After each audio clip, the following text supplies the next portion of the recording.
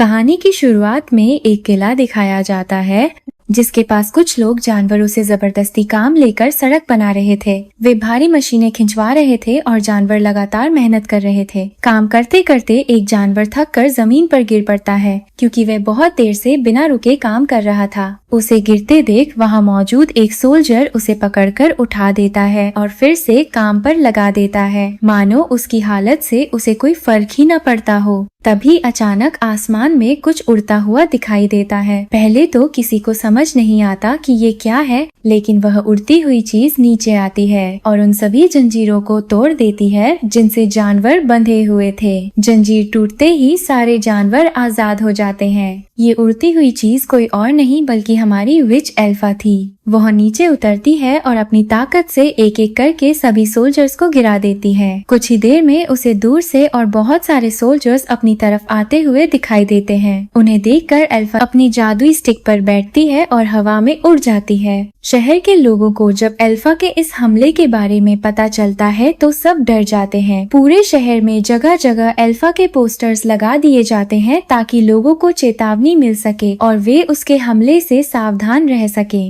Alpha को दिखाया जाता है कि वो सबसे दूर अकेली रहती थी। वो लोगों को ये बताना चाहती थी कि वो बुरी नहीं है। वो उन्हें समझाना चाहती थी कि विज़र्ड ऑफ ऑज उसके बारे में गलत बातें फैला रहा है। ये सब सोचते हुए उसे ग्लिंडा की भी याद आती है। ग्लिंडा अब ऑज के लोगों की पसंदीदा बन चुकी थी और साथ ही फायरो की भी पसंद बन गई थी। उधर एक औरत मॉरिबल को दिखाया जाता है जो ग्लिंडा से कहती है कि एल्फा की वजह से बहुत कुछ खराब हो रहा है। वह कहती है, ग्लिंडा, तुम ही वह इंसान हो जो लोगों से बात करके उन्हें तसल्ली दे सकती हो। इस समय पूरे ऑज को सिर्फ तुमसे ही उम्मीद है। फिर मॉरिबल ग्लिंडा को एक ट्रांसपोर्टेशन मोड देती है जो एक बबल था। बबल देखकर ग्लिंडा बहुत खुश हो जाती है और बच्चों की तरह बार बार उसका बटन दबाने लगती है। ये देखकर मॉरिबल को अच्छा नहीं लगता।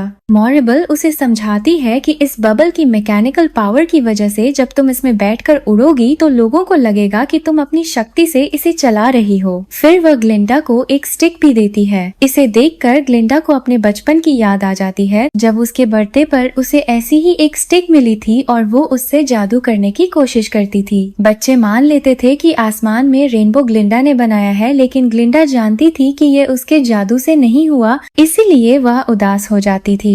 तब उसकी माँ उसे समझाती थी कि तुम्हें खुश होना चाहिए कि लोग तुमसे प्यार करते हैं, यह भी बहुत बड़ी बात है। इसके बाद ग्लिंडा मॉरिबल के दिए हुए बबल में बैठकर एक इवेंट में जाती है। ये इवेंट येलो ब्रिक रोड की ओपनिंग सेरेमनी थी। ग्लिंडा को देखकर लोग बहुत खुश हो जाते हैं। वो मंच पर खड़े होकर बताती है कि येलो रोड अब ऑफिशियली ओपन हो चुकी है और सब लोग इसे इस्तेमाल कर सकते हैं। लोग उसके साथ जश्न मनाते हैं और मिलकर गाना भी गाते हैं क्योंकि अब उन्हें विज़र्ड का डर नहीं रहा था। इसी बीच मॉरिबल लोगों को बताती है कि विकेड विच को पकड़ने के लिए फियरो को गेल फोर्स का कैप्टन बना दिया गया है। फियरो को यह बात वहीं पहली बार पता चलती है, इसलिए वो हैरान हो जाता है। वह ग्लिंडा से कहता है कि उसे ये सब बिल्कुल अच्छा नहीं लग रहा, इसलिए वह वहाँ से जा रहा है। ग्लिंडा कहती है कि अगर तुम अभी चले गए तो लोगों को अच्छा नहीं लगेगा। उसका गुस्सा शांत नहीं होता तो ग्लिंडा उसे किस करती है, जिसके बाद फायरो वहाँ से चला जाता है। उसके जाने पर ग्लिंडा बहुत दुखी हो जाती है और गाना गाने लगती है जिसमें वह कहती है कि हमें लगता है लोग तब खुश होते हैं जब उनके सपने पूरे हो जाते हैं, लेकिन ऐसा हमेशा नहीं होता। उसी समय वहाँ एल्फा आ जाती है और लोगों से कहती है कि उनके विज़र्ड ने उनसे झूठ बोला है।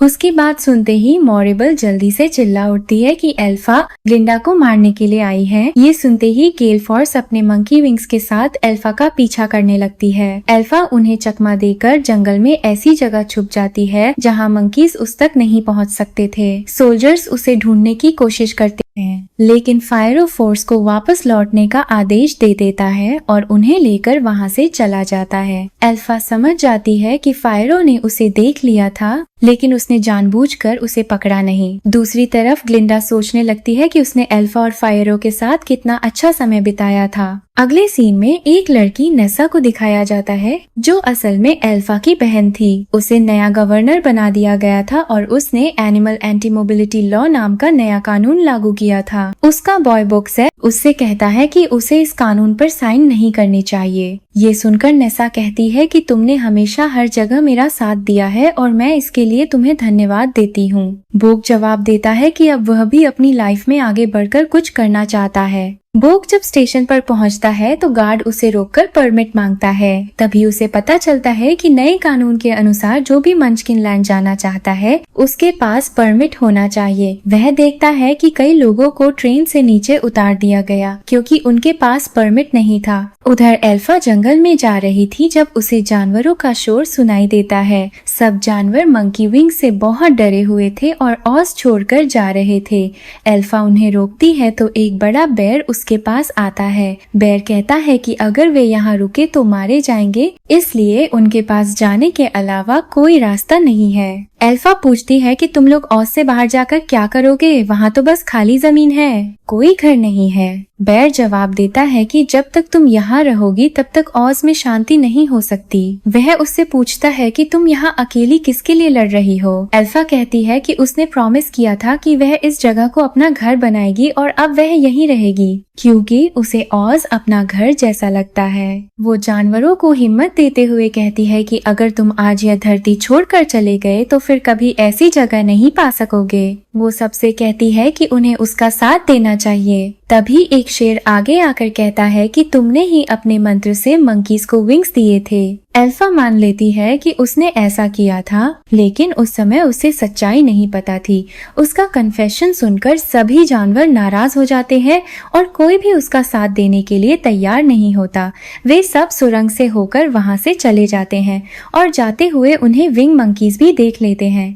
नेसा के बोक को अब उससे बहुत गुस्सा था क्योंकि नेसा ने ही उसे जबरदस्ती मंचकिन लैंड में रोक लिया था। अब वह उससे ज्यादा बात नहीं करता था, बस चुपचाप अपना काम करता रहता था। एक दिन उसे न्यूज़पेपर दिखा जिसमें ग्लिंडा की एंगेजमेंट की खबर छपी हुई थी। ये देखकर बोक बिना किसी को बताए वहाँ से चला गया। उसके जाने के बाद एल्फा नेसा से मिलने आई। एल्फा ने कहा कि उसे उसकी मदद की जरूरत है, लेकिन नेसा अभी भी उससे नाराज थी। उसे गुस्सा था कि पिता की मौत के बाद एल्फा एक बार भी उससे मिलने नहीं आई थी। एल्फा ने कहा कि वे जानती है कि उनके पिता उसे कभी पसंद नहीं करते थे। उसने कहा कि अब नेसा गवर्नर बन चुकी है, इसलिए वह चाहती है कि वह उसकी मदद करे। तभी बोक वापस आ जाता है और एल्फा को देखकर हैरान रह जाता है। बोक कहता है कि वह ग्लिंडा को पसंद करता है और उसे ये बात बताना चाहता है, वरना बहुत देर हो जाएगी। ये सुनकर नेसा को बहुत गुस्सा आता है और वह ग्लिंडा से जलने लगती है। बोक उससे कहता है कि अब वह अच्छी इंसान नहीं रही बल्कि विकेट बन गई है क्योंकि उसने उसकी मर्जी के खिलाफ उसे यहाँ रोक रखा था। नेसा बोक से प्यार करती थी, इसीलिए उसे रोकने और उसका दिल जीतने के लिए वह जादुई किताब में मंत्र ढूंढने लगती है। जल्दबाजी में वह गलत मंत्र पढ़ देती है जिससे बोक का दिल सिकुड़ने लगता है और वह जमीन पर गिर जाता है।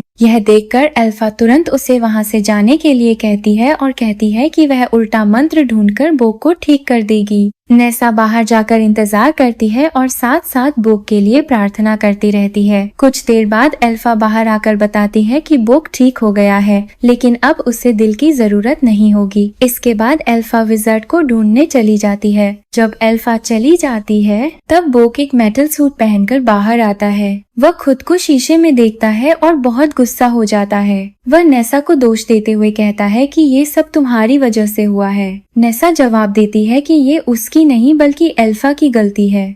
एल्फाबा ग्लिंडा के पास जाती है जहां ग्लिंडा अपनी शादी की तैयारियों में लगी हुई थी। तभी एक खिड़की का शीशा अचानक से क्रैक हो जाता है और ये देखकर ग्लिंडा समझ जाती है कि ये कोई और नहीं बल्कि एल्फाबा ही है। ग्लिंडा एल्फाबा को अंदर ले आती है। एल्फाबा ग्लिंडा से कहती है कि वह विज़ार्ड से मिलना चाहती है, जिस पर ग्लिंडा जवाब देती है कि वह खुद ही विज़ार्ड से बात कर लेगी। इससे पहले कि ग्लिंडा कुछ और कह पाती, एल्फाबा अचानक वहां से गायब चुप हो जाती है और सीधे विजर्ड के पास पहुंच जाती है। थोड़ी देर बाद ग्लिंडा भी उसके पीछे पहुंच जाती है। एल्फाबा विजर्ड से कहती है कि वह सबके सामने सच बताए कि उसके पास कोई शक्ति नहीं है और वह जादू वाली किताब भी नहीं पढ़ सकता। वह कहती है कि उसे लगता था कि विजर्ड एक महान जादूगर है, लेकिन अब उसके लिए इस झूठ पर भरोसा करना मुश्किल हो गया है। विजर्ड जवाब देता है कि लोग एल्फाबा की नहीं बल्कि उसकी बात सुनेंगे। वह कहता है कि हमेशा पसंद किया जाना अच्छा लगता है और वह चाहता है कि एल्फाबा उसके साथ मिलकर काम करे ताकि लोग फिर से उस पर भरोसा करें। यह सुनकर ग्लिंडा कहती है कि अगर वे सब मिलकर काम करें तो हर लड़ाई जीत सकते हैं। तीनों कुछ देर साथ में डांस करते हैं, लेकिन अचानक एल्फाबा को कुछ याद आ जाता है। वह कहती है कि वह एक शर्त पर ही उनके साथ काम करेगी और वह शर्त यह है कि यहाँ से ले जाए गए सभी जानवर वापस लाए जाएं और सारे मंकीज को आजाद किया जाए। विजर्ड तुरंत हाँ कह देता है और ग्लिंडा खुश जाती है। विजर्ड एल्फाबा को एक चाबी देता है। एल्फाबा उस चाबी से वो गेट खोलती है जहाँ मंकीज को बंद किया गया था। एक मंकी नीचे आता है और एल्फाबा उससे माफी मांगती है।